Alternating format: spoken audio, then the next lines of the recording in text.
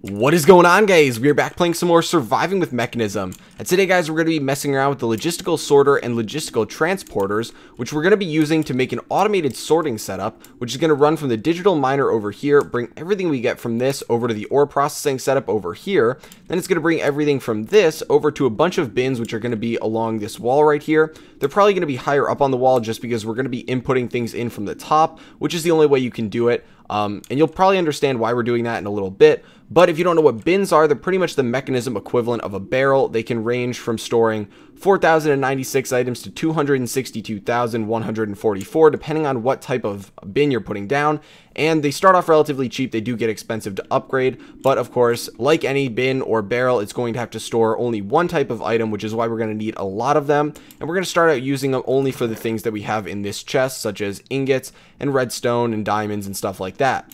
Now, we also are going to be talking about upgrading all of these machines over here in the ore processing setup into factories, which are going to allow them to process a lot more different types of ores at the same time, which is going to be really nice. So I guess we can start off with that just because it's actually really simple to do. It used to be kind of annoying in the older versions of Mekanism because you used to have to break the machines, and if we actually go and look at factories, they're all going to be down here. They start with the basic factories, then they go to the advanced, and then eventually they go to elite. But if you're going for the most basic one, to upgrade it, typically it's going to be whatever machine you want to upgrade into that factory, and then it's going to be surrounded by a certain type of item. This one's going to be 4 redstone, 2 iron, and 2 basic control circuits. Whenever you're upgrading to a basic factory, it's pretty much always going to be the same items surrounding the machine to upgrade it, no matter what it is, depending on what level you're going to. But for the basic ones, always going to be the same. The nice thing that you can do now is use a factory installer. So we can go to installer, and it's right here. So a basic tier installer is going to allow you to upgrade a machine to a basic factory. Then you have the advanced, elite, and ultimate. Now they're really easy to make. Instead of actually putting the machine in the center, you're just going to put a piece of wood. So that's what we've got right here. We can start out with those. Once we get it, we just have to go over and right click on whatever we want to upgrade. So unfortunately they don't stack, but we can take these, we can head over, and the first one is going to be the purification chamber. So we just upgraded that to a factory. So if we open this, the UI is a lot different than it was before. Now we do have the oxygen down here. You can see that same as before. And you can put in power like you did before. It should keep the same configuration. But you see that there's 3 different slots for input and 3 different slots for output. So you can have this set that each thing is going to take up its own slot. You can also set it to auto sort. Now if you turn this on, it's going to sort everything. I guess I can show you guys. I'll show you this in a little bit. It's pretty much going to space everything out evenly. So if you put in a stack of copper ore, it would space it out in these 3 slots. Whereas if you have this off, it would keep the copper in one slot until that one's full and then go to the next one. It really depends. If you want to get through one type of ore really fast, you could keep it on. If you want to process a bunch of different types of ore at the same time, you'd want to keep it off. Now we can go through and upgrade the rest of these. So that's what the crusher looks like before, and that's what it looks like after. Now they do have better internal power storage. We'll go through and we'll upgrade the rest of these, but you can see it gives each one the ability to process 3 at the same time.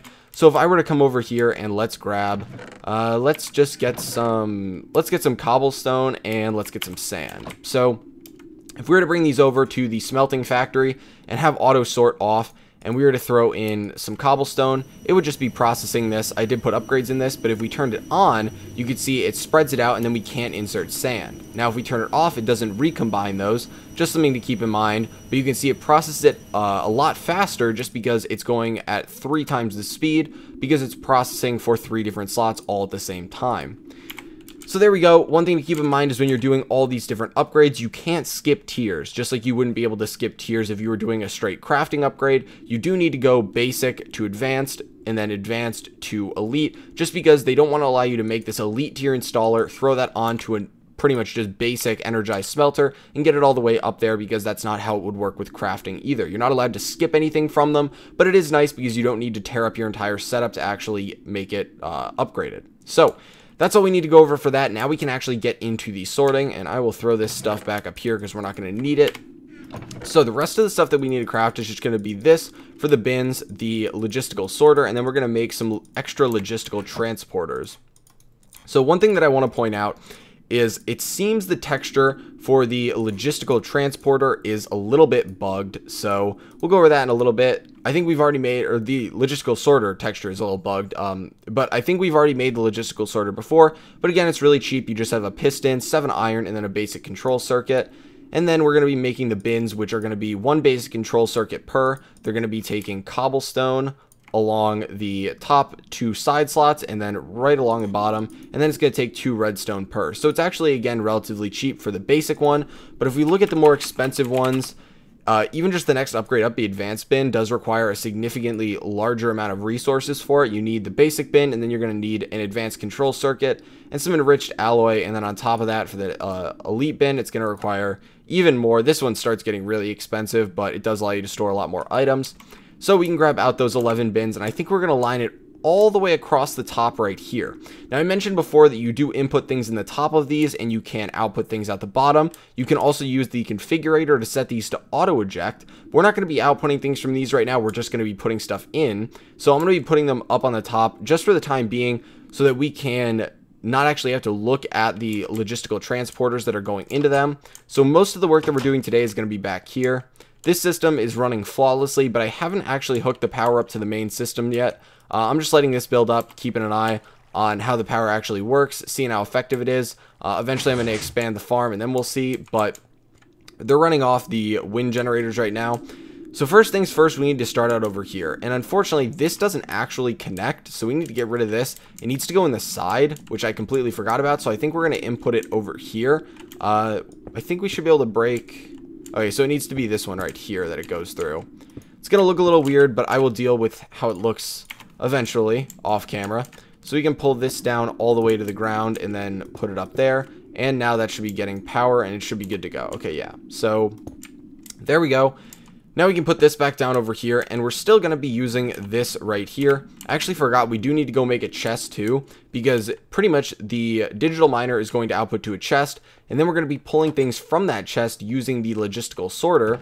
I don't know why you can't necessarily pull from the internal inventory of the digital miner with the logistical sorter. It's a little bit weird because the digital miner does have an internal inventory, and it also can auto eject things, which is what makes it a little bit confusing, but it's not the worst thing in the world. So everything should get automatically ejected into this. Can't open it right now, but that's actually not that important. It might have 1 iron in it, I'm not sure. Now you guys are about to see what I'm going to talk about when I say that the texture is a little bit bugged. So it's not super bad, but when you throw it down, it actually shows 2. So I don't know, I think this would be the texture of it that's causing the issue. You can pretty much walk through here, doesn't matter at all. You can place blocks down. It looks a little bit wonky, but it's not actually going to do anything. You just need to see which is the actual one you put down, which of course is going to be where you clicked, and you'll actually see that it's got a hitbox to it, or whatever you want to call it. I can't even think of the name right now. It's just, you collide with it, so you can't walk through it like this one. But now we have this. There's a lot to go over with the logistical sorter. Pretty much there's a lot of options for this. The first one is going to be auto eject, which you're going to want to have on for a setup like this. This one is round robin, which means if there's a bunch of different options for places it could go to, it'll alternate between those. I'm not actually going to be doing that right now. Eventually you might want to do something like that if you're automating metallurgic infusers, and you also want to keep some redstone for yourself. So you could say redstone, either go to the metallurgic infuser half the time and go to, a bin half the time, just so that you don't actually run out of it when you're compressing it and throwing it in there, because you obviously do need stuff like, coal, not really coal, but I guess stuff like redstone and diamonds for actual crafting and not just for putting in the metallurgic infuser. The next one is just going to be default, which means the default color that it's going to send to. Pretty much this is going to pertain to when you look at the logistical transporters, you're going to be able to use a configurator to change the colors of these, which is how you're going to determine where things are going. So obviously you can leave them just none of them have color on them, and then it'll just go to the nearest one that it can actually enter into. But you can also set them to be specific colors. So, what we're going to be doing today is attaching the logistical transporters over here, sending all the ore over to the purifying factory. Oh, yes. It works with Wayla now. Look at that, guys. We can see basic crushing factory. It's not all enrichment chambers anymore. But yeah, so we're going to be sending all the ores over here first, and then pulling from here, reconnecting to the same line and sending them all the way over to the bins. So if you're connecting a lot of things to the same line on logistical transporters, you are going to want to color things so they know where to go, and this is where you're going to set the default. I like the default to just be none, but obviously when you make a new filter, you're going to have the ability to do the same thing that we did for filters on the digital miner, and then you're going to be able to set them. And when you come in here, obviously you can set, you know, the ore that you want. So if we were going to do something like, you know, ore, we'll pretty much say any ore is going to go over there. We'll be able to set the color on that too. So that's nice. First thing we're going to need to do is actually put somewhere for this to go. So I do need to make a hopper and put it down on top of this, just because we can't really pipe it in anywhere else if we have a really big buffer. So if I were to put just ores in general in and have it mine every type of ore, it would be a much bigger issue than if I were to just put between 1 to 3 types, because then I wouldn't really need to worry about a buffer for this thing. It should process it all fast enough, but probably should have thought of this before. But we do need to make another chest and turn that into a hopper. And then we'll just, that should be a big enough buffer. I don't think we need this to get input onto a chest on top of that. But yeah, we'll put this hopper there. And this should go right on top of it. So there we go. Doesn't look the best, but it's whatever. So we can come back here and we should be able to connect the logistical transporter straight to that hopper up there. And that should also help us with the issue of the universal cable being on one side and then having to input this into a different side. Now I'm trying to think how we want to do this. So we can run it, I guess we can just run it along the ceiling to make it the easiest. Whoops, this doesn't need to be over there. So we can grab this. We're actually going to probably need to make more of these pretty soon. But we can connect this down and bring it right here. So you can see auto eject is on, and that's going to actually drop it right in here, which is perfectly fine. This is the only path for it to travel, which is why it's going here. It's not going here because we assigned a color to this or anything like that. But you can see it goes in here because it's accepting it in the top. And it should just travel all the way along this path, and then eventually we'll have to worry about pulling things out of here. We'll probably end up pulling them out of the bottom, maybe the top, I don't know. We'll have to decide once that happens. But the next thing we're going to do, I guess we can actually worry about pulling them out of here now, is going to be setting filters for this. So we're going to come down, and yeah, we can break this block right down here, and we can pull out using the logistical transporter, and we can pretty much just run this all the way back up top like that. So I'm trying to think if there's any better way to do this. Actually, we don't need to pull it out the bottom. We can pull it out the side and save some, right? Yeah, we could save some if we pulled it out the side. So we can do that, right? Yeah, that should be no issue. So we'll get these back, and we'll pull it out the side then, and connect it like that. So we'll get rid of this one too. So you can see it automatically ejects and it comes back in here, and it's actually going to run back around over because it can't go over here. There's no input for it to go into over here, and because it can get input into the hopper, that's where it's going to go. Obviously the hopper's not going to input it anywhere, but this is a storage that it can go into. So what we're going to be doing is coming over and we're going to be setting up the barrels, and I think we actually want to set them up from the outside or the bins. I said barrels, but we're going to set up the bins from the outside, just they're facing the correct way. I don't know if that actually is going to affect it, but we're going to get rid of all of these blocks up here, and I'm going to put them all along the top, and that should be just enough. Yep. So then we can come back, and we're actually, let me grab some steel out and some more of these so that we can make a couple more of the transporters. There we go. Okay, so that should be enough now.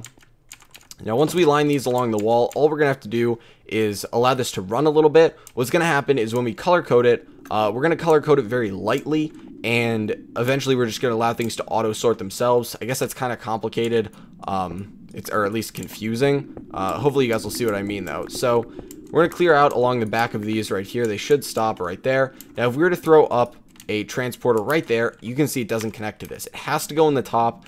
It does kind of suck, but that's where it needs to be. So we can clear out this top block too. A lot of you guys commented on the fact that I don't have the disassembler on the fast speed, and I think I replied to some of the comments. I don't know if I got to all of them yet, but I told you guys that if I actually have it on too fast, I break blocks I don't want to break. So yeah, that's why, if you're wondering. But we can line these along the top. Now they should be connecting. And did we get one up there? Yeah, we did. Okay, so next thing we need to do is bring this down, and I'm curious if there's any better way for us to wire this. This needs to be over here somewhere. I think we can actually bring the power cables down and run... Oh, no, we can't bring them down, because that's right there. Yeah, that's where the wind power comes in from. Darn. Okay, so We need to get this over there somehow. This is such a messy base. I'll have to pick a day when I'm not busy and just go through and like reorganize this whole thing. But I guess we can bring it out over here. Yeah, so we can put it along the top right there, break that block and put that there, and then run it down over here and connect this. So we're actually going to be running a little bit low on these. Darn it. Are we, no, we're too short. I was going to say, are we one short on these? Oh, no, we're not. What? We had extra that didn't pop up. Okay, that's awesome. So we have just barely enough. So what we need to do now is take a look at how things are going to get sorted. So we don't want the ores that we're getting to automatically go over there. So what we can actually do is come over here. We can do two things with different filters. So we could say that only certain things are going to go into red spots, or we could also say only certain things are, and set red over there. We could also say only certain things are going to go to, let's say, blue, and set blue over there. So I think that's the best way to do it. We can go to new filter or dictionary. We can do the typical or, and then we can set this to dark blue. So anything that is an or is going to go to the dark blue side, and that's going to get set to be right over here. So we got to take out the configurator. We got to change the setting of this so it's configurate items, and then we got to shift right click, and this is now set to dark blue. So things that are set to dark blue should automatically come over here. Pretty much if there's any dark blue connected to this filter anywhere, even if it's extremely far away, it should go there, and you'll see when the items pop out. We can actually start the digital miner and we should see it. So we'll go for, this should be mining iron right now. It's a little bit slow, there's no upgrades in here, but they come out and they've got a blue thing around them. So these should go automatically to the blue option. They should get input in there, and then items are going to come out of here, and they should go straight over to the only other option, which should be these barrels over here. Now, if that doesn't work perfectly, we will have to set those to be a different color, but they shouldn't try to go over here. So, yep, so let's see the iron come out, and it should all go that way. Yep. So I just want to make sure that that always happens. It should happen like that, but on the off chance it doesn't, this would need to be sorted a little bit differently. Yep, so they don't want to go to the dark blue. That's the only option over here is dark blue, whereas things that aren't color-coded will come over here. Now, they should be getting inserted into the first bin, so if we go around it, it's unfortunate we can't see what's in there from the back of it, but if we go around, we should be able to see from the front side that the iron is put in there, and yep, you can see iron is starting to collect in the first one. So if we were to stop this, if we were to reset it, go to the config, and change this ore right now to ore, let's say, copper. We're eventually going to need a lot of copper, so might as well get started now. So if we start this, it's going to start getting a lot of copper. That should automatically fill up the second bin, and it should still come over here just because this one is set to be any ore that comes in. Now, unfortunately, this isn't going to work with redstone, lapis, and diamonds because these all need to go in the enriching factory, enrichment chamber, whatever you want to say. They don't get processed in the purification chamber and then all the way through. So it does require a little bit of a different setup, but I'm not going to worry about that right now. Mainly just because I'm not in dire need of redstone. At least redstone is fine for the time being. I do need some diamonds, but I guess I can just silk touch those and manually put them in. But so the copper is getting processed, and it should start filling up over here in this bin. And the way it's going to work is that ingots are all just going to filter their way down as they go. And then if I really want to worry about how they're organized, I can go back and manually alter how they're organized. But this is how it works. Now, if you wanted to get stuff out of these bins, you can just left click on it, and it'll pull it out and put it into your inventory. Now, it auto stacked those with me. But if we went and threw these back in and we shift left clicked, it'd pull one out. And if we wanted to put everything from our inventory in there, we could just double right click on it, and it should pull everything out of our inventory instead of what's just in our hand. So I did have like another 30 or so right up here in the inventory, and it went in there.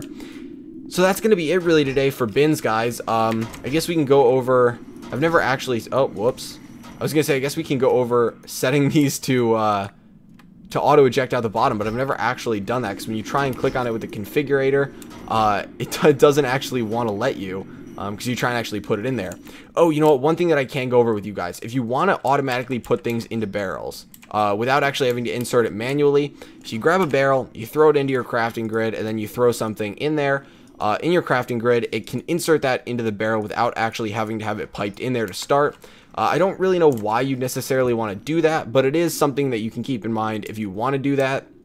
You can just insert the stack in there and it'll automatically put it in the barrel. So they can work in your inventory, I guess, if you're trying to use it. If you're going mining and you've got a bunch of cobble on you and you want to kind of compress it, you can just keep throwing them in the barrel or in the bin in your inventory, and that'll be good. I feel like I've said barrel a lot this episode when I meant to say bin, so I do apologize for that. It's pretty much the exact same thing, but I'm gonna have to get used to saying bins because I've never actually used these before. But that's going to be it for today, guys. Hopefully you enjoyed the episode. If you found it entertaining or informative in any way, please feel free to give it a like, as it does help me out a lot. And I will talk to you guys later.